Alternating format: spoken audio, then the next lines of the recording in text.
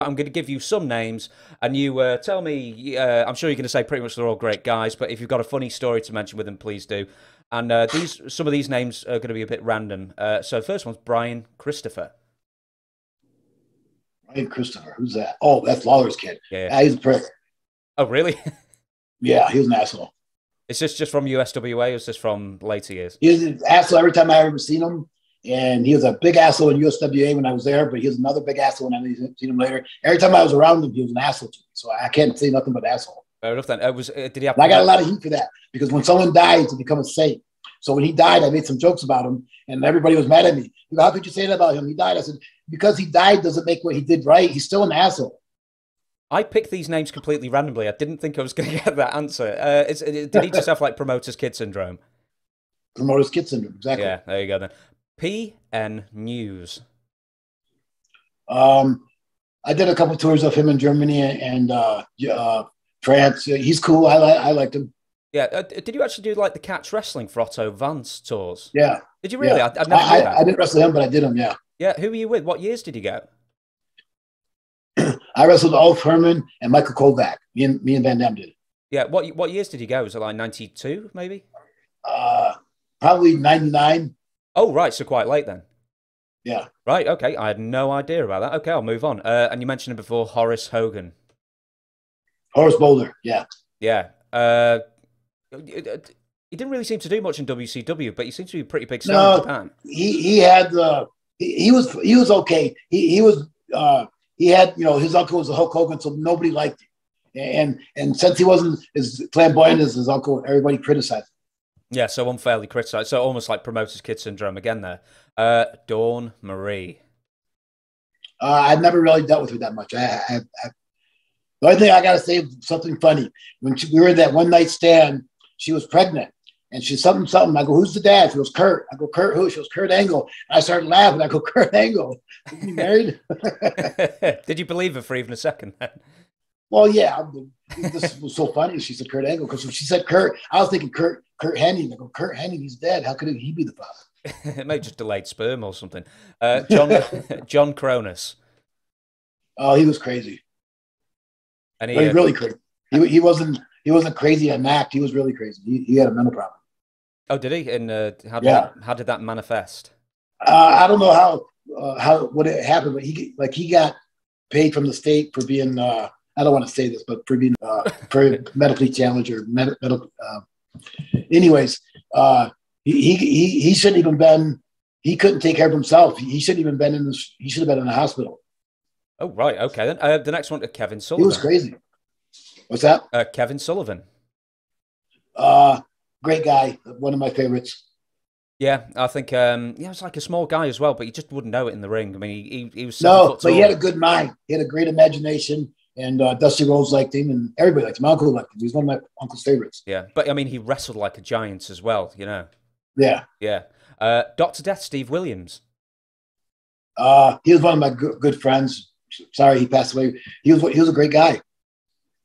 Well, when was this sort of like peaks in Japan? Was it like up to 95? Or, cause I just don't know Japanese wrestling that well. When I worked with him, it was like 98 in Japan.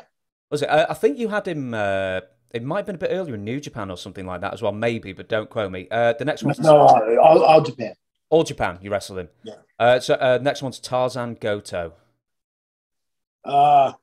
He was a stiff prick. I guess he was the stiffest guy I wrestled besides myself. There we go. I'll take you bringing them all up. Kurt Angle. Kurt Angle. He's not one of my favorites, but he's a good worker. I like his work. I just don't care for him too much. I know you had his last match in ECW. Yeah. Should I delve further or should I move on? No, the thing was with him, we had a good match. He just ruined it because he wanted to go over the match all day long and right until the time we went into the ring. So I started to hide from him during the day because every time I seen him, he goes, "Hey, Sabu, this, that, the other thing." I go, "Okay, got it." I'd leave. And he'd come back, "Hey, Sabu, I got this, that." I go, "No, I don't want to talk about it no more." I had to hide from him. As the veteran, I mean, obviously he's been WWF champion, blah, blah, blah, but as the veteran, would you be the one calling the match? Or did you? Yeah, I called the match, exactly. Yeah, okay. And also, actually... well, he I considered him green at the time. He was only wrestling a few years, like probably 6, 7 years. So to me, he was still green. And he was as well. Apparently, I actually just searched. I wonder if Sabu's ever wrestled Kurt Angle, and he did. And then apparently there was a rumor that like Kurt Angle was worried that you were going to hurt him or something, and he wrote back and said, "No, he was great. Sabu was great, very professional." That is the quote he said for his last match. So he remembered it well. Bam Bam Bigelow. He was great. I liked working him. He was great. He's probably the best big man I've worked. Well, you ruined my next question. Who's the best big man you ever worked? Man Bigelow. Hey, him and the Big Show. Big Show is better than he gets credit for. You know, he's so big that he can crush you with a slap, and he doesn't. Yeah, do you know, I heard recently as well, because I heard, like, negatives of Bam Bang maybe in the early career, but, like, in later career, like, he was a super generous guy. Yeah, he was super, super nice. Yeah, a super generous guy and super nice. Joey Janela. Oh, I like him. He's one of my favorites now. Yeah, is he in the sort of, like, death-defying mold? Who's in the mold of Sabu in the new generation that you're particularly I guess he is, if you want to say that. He is. And that Jimmy Lloyd, I kind of like him too. At first, I laughed at him when I first seen him, but he's funny and I like his work. Where's he based? I don't know the name. Jimmy Lloyd. Oh, you never heard of him? No. He works for Game Changer. He's a deathmatch guy. Oh, he's a deathmatch guy. Do you like? This is a weird question, but do you mentor deathmatch wrestlers at any point?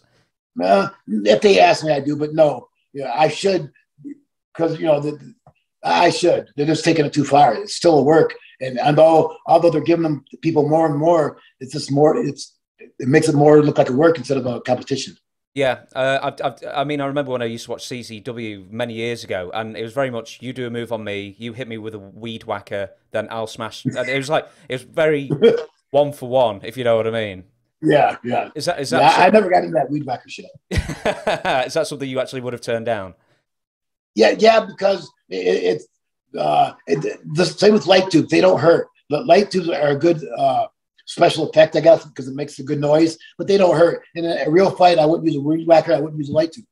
Yeah, you never got into the piranha tank thing as well, did you? No, that's another ridiculous thing. Not because I'm scared of it, because it's ridiculous. Yeah. There's one thing I was scared of. Fish tank full of hypodermic needles.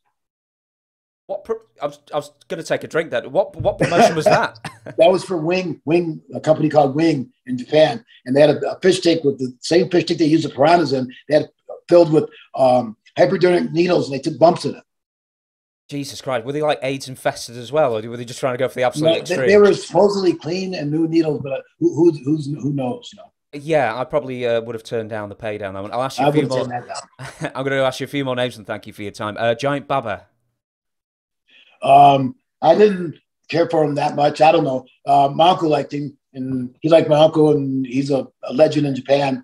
But I didn't care for him that much. Was he just like a bad payoff man, or didn't care for him as a boss? No, he was a big man. He only liked big guys. He was like Vince. He liked giants, so he didn't really like me that much. Oh, okay. Did you have more interaction with Mrs. Baba? Mrs. Baba liked me. I liked her. She liked me. And when everybody quit All Japan, I was the first one she called to come help. Really? What year was this?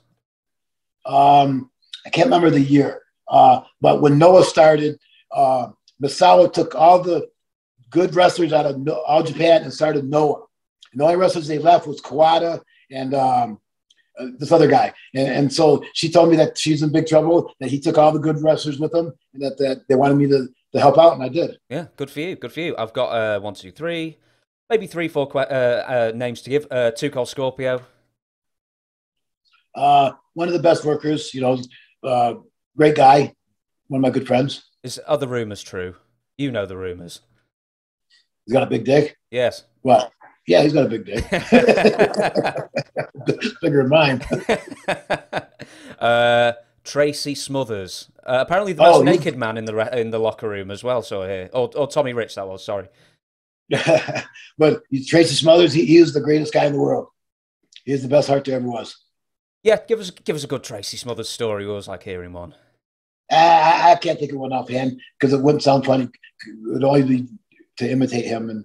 And anyways, he was a great guy. Fair enough then. Vince McMahon. I didn't deal with him that much. I don't know him. And one of the things I had what was the problem was that I didn't have a personal relationship with him, and I didn't want one. But they said that he wanted one with me, so I avoided them every chance I got. But he didn't like that. Bruce Pritchard. I didn't really. I don't know much about him. I never dealt with him. Okay. I talked to him a little bit. I'll tell you what. We'll end with this, and if I'll give you a few seconds to think of a good story. We mentioned the Sandman quite a lot already, but one good story about the Sandman to close up the show, if you've got one offhand. Well, the story where you're talking about lizard, where he took the acid and he was tripping in the ring, and I can't remember what he thought he seen Godzilla coming into the ring or something. That's why you say lizard. So I know it's not funny, but it's funny to me. Was it on pay-per-view as well? No, I don't think it was. Oh, right. So it was just like, it wasn't like a house show, was it? It was a house show in Pittsburgh.